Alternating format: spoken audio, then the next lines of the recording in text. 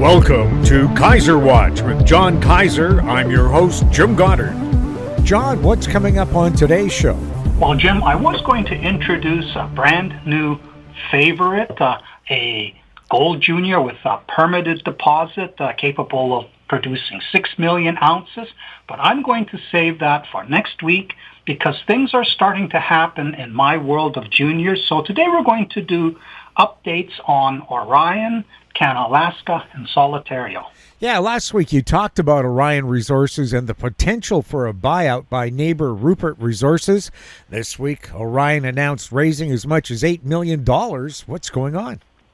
Well, it's very interesting what's going on there. Last week, of course, I talked about how Rupert Resources had made a offer to buy B2 Gold's 70% interest in the Kutuvuoma property that adjoins the Ikkari project, on which it has outlined 4 million ounces that are worth at least $1 billion.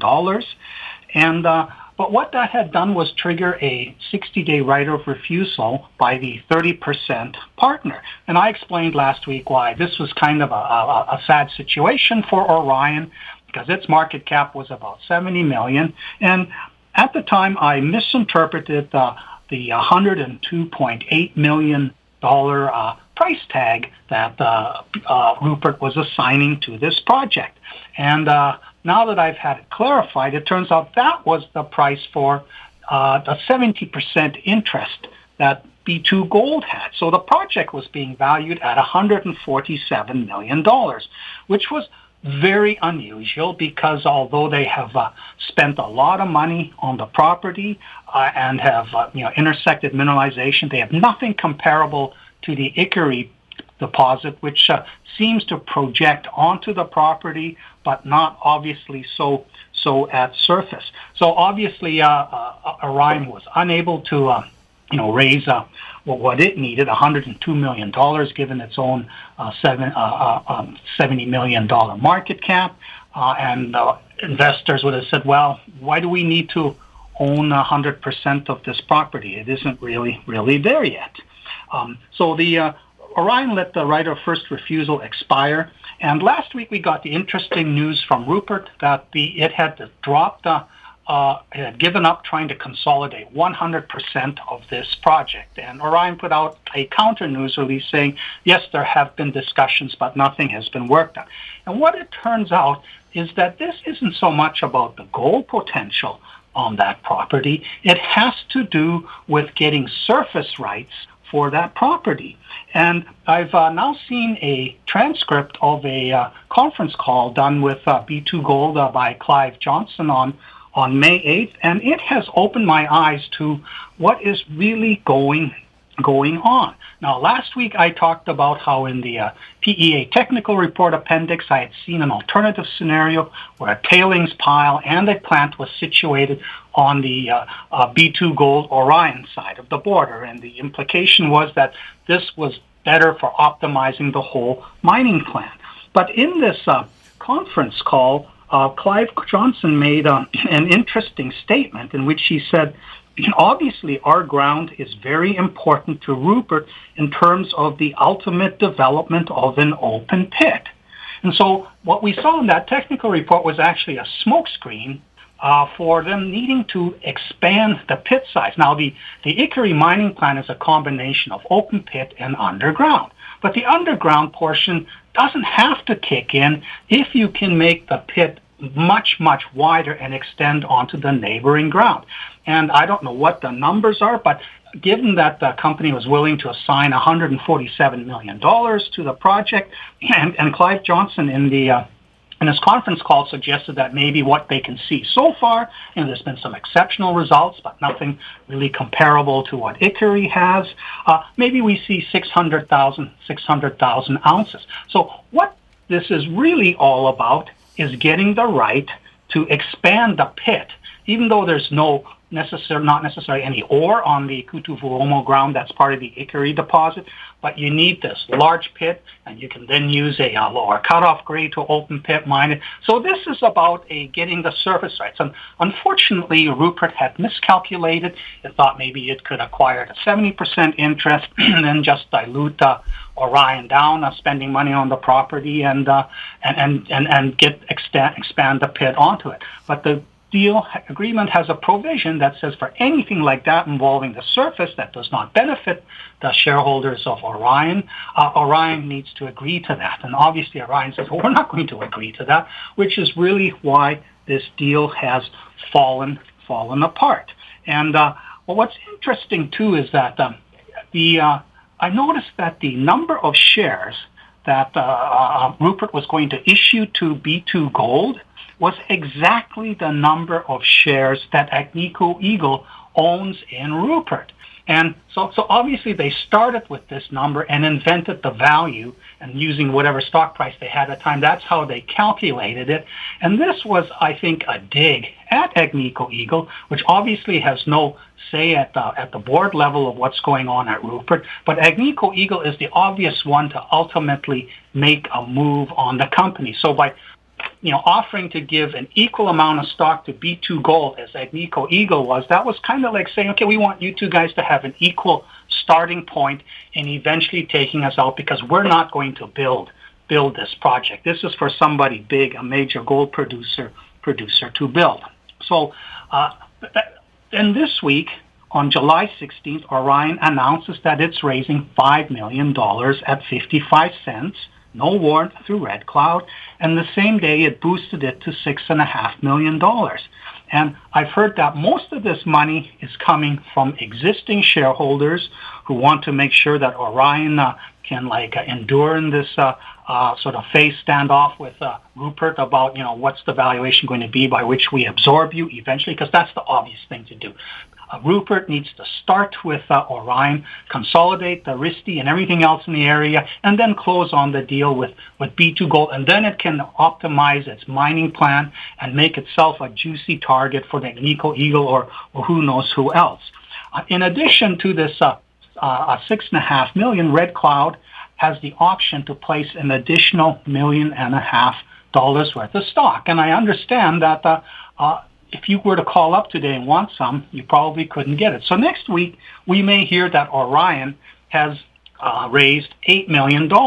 And this also then triggers Kinross, which owns just under 10%. It has a right to maintain its pro rata stake in the company. So it has the potential to cough up an extra $800,000 or so on the same terms, which would, before fees, would give Aurion an extra $8.8 million. And this is important for Aurion. For the Kutuvuomo project, they budgeted US $5 million, of which Aurion had to kick in 30%.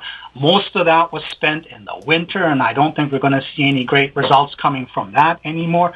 So that's done and gone, and there's nothing budgeted for the rest of the year, especially with B2 Gold now willing to sell the project. And they only had a $1 million program planned for RISTI. So with all this extra money, there is now the potential to expand the RISTI program this year. We'll have to wait and see, find out how much they can and are able to do. But the company spent over $40 million on RISTI and has got sort of gold, high-grade gold, and all over the place, but has never really put it together to create a major deposit. But the next $3 million, they could get lucky and hit into the guts of a system, similar to what Rupert did when it did its till sampling program and said, oh, we need to drill here.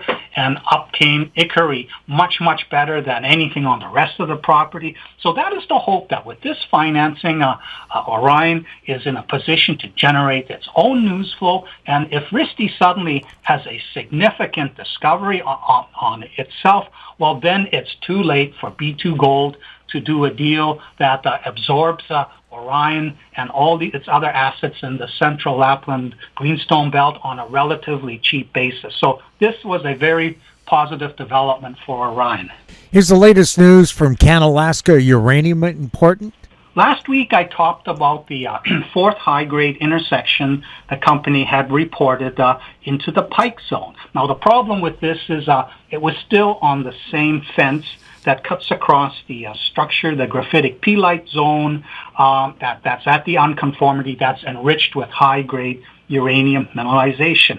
And we couldn't really get too excited about this. It suggested maybe it's 30 to 40 meters wide. But until you have a step out into the third dimension, you can't start doing ore body type calculations. Well, this week they followed up with another intersection, hole number 8, and it yielded 16.9% U3O8 with the radiometric reading over 16.9 meters, and that included 9.3 meters of 11.62%. Now, the importance of this intersection really only emerges when you look at the plan and the section the company published along with the press release. And if you're just reading it in Stockwatch, you'll just get the text. You really need to see these graphics to understand that the third dimension is now coming into view. Now, on the plan view, you can see that this appears to be an on-strike step out of about 20 meters to the northeast. And in the section, it's interesting because they intersected about 30 meters or so beneath the unconformity. And when you project it back to surface, you can see that, because of the nature of this type of mineralization, how it forms, you can start seeing a body take shape, which if you imagine a slab, it's 17 meters thick. It's dipping 40 meters into the graphitic peelite zone from the unconformity, and it has a strike of at least 20 meters, and you apply 4.75 specific gravity, and you come up with a tonnage footprint of 64,600 tons. Now, that's pretty small, but at the 6.87% grade at $85 a pound uranium, that's $12,900 rock value, and which for this little tiny tonnage footprint, that's an in situ value of $831 million. Now, this is me just arm waving, just starting to stitch together, start doing what's going to become a big game later this year as the company starts to delineate more of this deposit. But it illustrates how small these zones are, and what continues to be fascinating is the accuracy with which they are using their directional drill to target this zone and start putting it all together. Now, this hole is important to Canalaska because now they can start seeing the three-dimensional geometry of how the unconformity, the graphitic peelite zone, behaves in it, and they can start targeting their directional drill rig more precisely to aim to get it rather than guessing where the mineralization goes. So this is the stock had jumped to 70 cents. And then, of course, slid back to 62 cents. We had a run of, several up days. In fact, on the TSX Venture, we had new highs exceeding new lows for 3 days in a row, something we haven't seen in a very long time. Now we're back to the same old dreariness, people selling off the resource juniors, stocks back at 62 cents. But I think this Canalaska Uranium Pike Zone at the West MacArthur project, it is going to give us a lot of joy later this year. Did Solitario Resources Corp ever get drilling underway at Golden Crest? No, this is just an example of how difficult this entire junior resource sector is. First, you wait forever for a permit. Then you wonder about the objections to the permit, the lawsuits filed. And until you hear that a company's actually drilling, everybody is nervous. It didn't used to be that way, but it is. However, on July 15th, the company announced that drilling at Golden Crest in South Dakota had begun.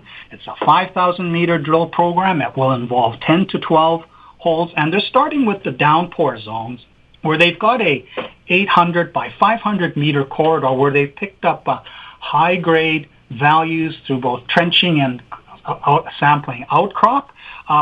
This program, we're not going to get a discovery news in the next few weeks. It'll probably be end of August before we hear that we have a major discovery on our hand, because this gold in this system is micron size, which is the very reason that in the century following the discovery of Homestake, the 65 million ounce deposit in a setting that has a total of 90 million ounces, there's been no drilling, nothing ever found. It's because the gold is micron size, which means that when they pull core, they will have no idea what gold does until they get their assays back, which will probably be in late August. However, for the geologists, this is a fascinating exercise because they're going to be logging this core instantly. There's a number of critical questions that they want to answer. One is the uppermost sedimentary horizon in this area is younger than over in the Wharf area. It's not known to have anything in it. So they want to see how this layer cake behaves in the third dimension. How thick is it? When does the Deadwood Formation that hosts the Wharf mineralization appear? They also want to see how the structures behave, because ultimately in all these layer cake systems, there have to be cross-cutting faults that allow the fluids to migrate up, seep into the more prospective lithology sideways, and even like cluster within the structures themselves. So they want to see what the structural framework looks like within this layer cake. But the most important thing for them is to find out what is the gold distribution, especially within the upper horizons, which have never been drilled, where there is no analog in the area that is mineralized. Is the gold just concentrated as high grade in tiny little narrow structures, or does it end up being disseminated throughout the layer cake in the surrounding envelope, such as within this 800 by 500 meter corridor, at grades that can support open pit mining? And that's the big question that we'll start getting answers to by the end of August. But I think in the meantime, we may hear all kinds of interesting geological news, which may not mean anything to your typical investor, but for people who understand that what this brand new system potentially has, this will change perceptions, I think, or at least expectations about what is to come. So yay, we have a high-stakes drill program going on what may be the last at-surface major gold frontier in the United States. John, thanks for the update. You're welcome, Jim. We've been talking with John Kaiser. I'm Jim Goddard. Comments made on Kaiser Watch are an expression of opinion only and should not be construed in any manner whatsoever as a recommendation to buy or sell any financial instrument at any time. Archived online at kaiserresearch.com.